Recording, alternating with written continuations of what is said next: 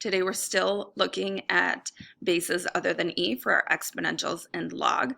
So this vocab page is the same one you saw yesterday. If you do need a refresher, go ahead and check the intro to yesterday's video. Today we're going to look at how to generate the integral of an exponential that is not base e. As a reminder, we haven't learned how to integrate natural log of x, so we aren't learning how to integrate log with a different base either. First of all, rewriting it with that definition. The definition was e to the x times natural log of a, and then we still have our dx notation. Now in this case, what we've done in the past is used u substitution. So we can do that again. We're going to let u equal that entire exponent. So natural log of a times x.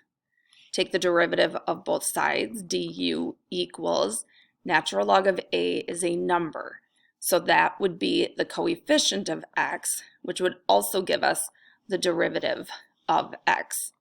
Now, we don't have this extra times natural log of a in our integral, so I'm going to divide both sides by natural log of a to get that substitution for dx.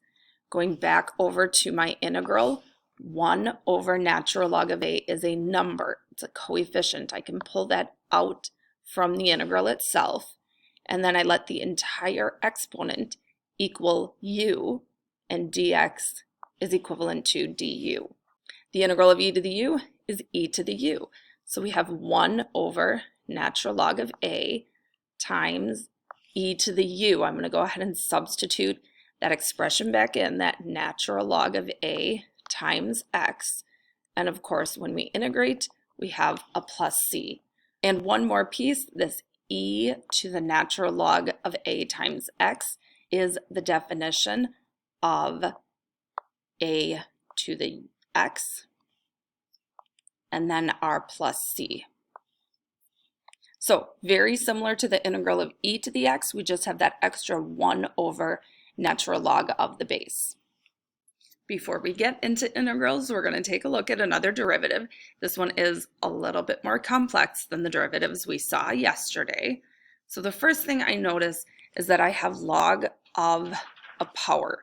So I do want to use my power rule before I differentiate. That will make my life a little bit easier. So we have f of t equals t to the 3/2. And then I'm going to make that 1/2 power a coefficient for my log. So 1/2 times log base 2 of t plus 1. Now I can use our product rule. We have a function times another function. So we'll take 1 d2, add 2 d1 as we do our product rule. So first function, t to the 3/2 power, times the derivative of the log.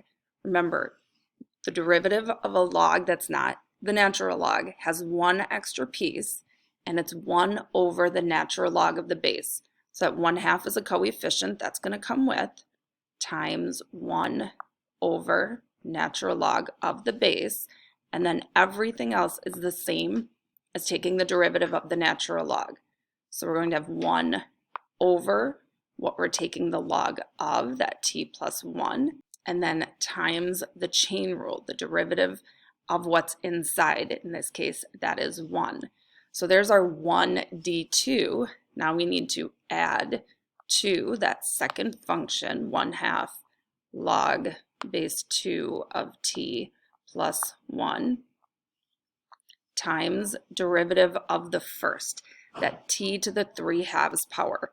So we're going to bring that 3/2 down as a coefficient and then subtract 1 from the power. So it becomes t to the 1/2 power. And then we will clean this up a little bit. So for our first expression, all of this that's being multiplied, the t to the 3/2 is the only piece that's going in the numerator. And everything else is in our denominator. We have a 2, we have a natural log of 2, and then we have our t plus 1.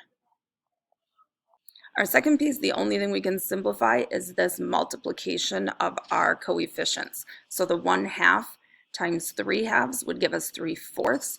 If you wanted to throw that 4 in the denominator, you could, or you could just leave it as a coefficient to the rest of our functions. So log base 2 of t plus 1 times that t 1/2 power. All right, this one, find an equation of a tangent line to natural log of x to the cosine of x. Now what's really tempting on this one is to see that cosine of x as a power and to put it down as a coefficient. And that would work really beautifully if it were natural log of x to the cosine power. Notice all of natural log is in parentheses, and that is not the power rule for the log function. It has to be log of a power. So what do we do about that? Take the log of both sides. Remember our logarithmic differentiation. So log of absolute value of y equals natural log of x to the cosine of x power. In this way, we can use that power rule because now we have a natural log of a power. Okay, so I'm going to leave natural log of absolute value of y for a second while I use that power rule on the right-hand side. So now I'm going to bring that cosine of x down, and then we'll have natural log of x. Now I know that looks really ugly, but the derivative isn't too bad. And what makes it even nicer is that because we're finding the tangent line, we're given a point. So we don't have to simplify our derivative because that's not the purpose of this question. Taking the derivative of natural log of y, it will be 1 over y chain rule times dy dx equals, and over here we have product rule. We have cosine, which is a function, times natural log of x, which is our second function. So we've got 1 d2, so the derivative of the outside function, which is this natural log, is 1 over everything that I'm taking the natural log of, which is natural log of x, times the derivative of what's inside. What's inside is natural log of x. The derivative is 1 over x. So there's 1 d2, add 2 natural log of x, d1, the derivative of cosine, is negative sine. All right, so there is our very ugly derivative, but now what we get to do is take this point and sub it in for x and y to solve for the slope of our function, the slope of our tangent line. Subbing in 1 for y makes this really nice. 1 over 1 times dy dx is dy dx, so this will equal the slope of our tangent line. Now everywhere there's an x, we're going to sub in an e, which isn't going to look very pretty. Cosine of e times 1 over natural log of e, that will simplify nicely, times 1 over e plus the natural log of e times negative sine of e. Now this will actually simplify better than you anticipate at this time. Cosine of e we do not have an exact value for. Natural log of e is 1. As a reminder, natural log is base e, and e is an exponential base e, so they are inverses. They cancel each other out. So then we have our times 1 over e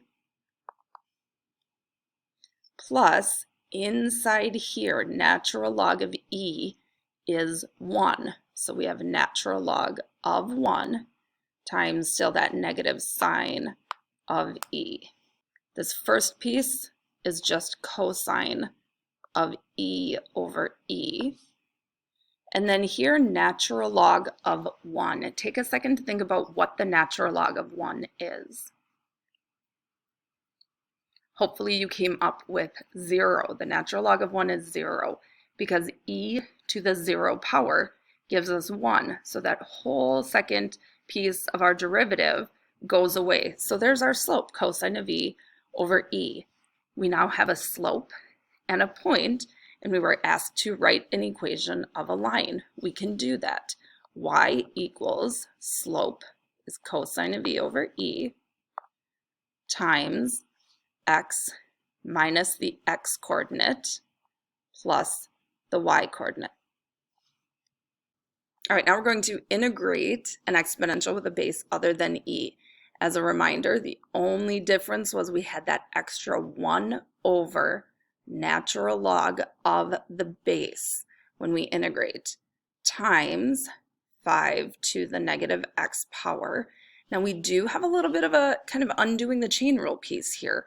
Because our exponent is negative, our integral would also be negative, as well as the derivative. So we just have to make sure that negative is there so they can cancel each other out.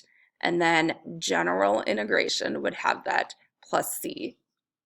I would accept this answer. If you wanted to clean it up, we could have negative 5 to the negative x in our numerator and that natural log of 5 in the denominator.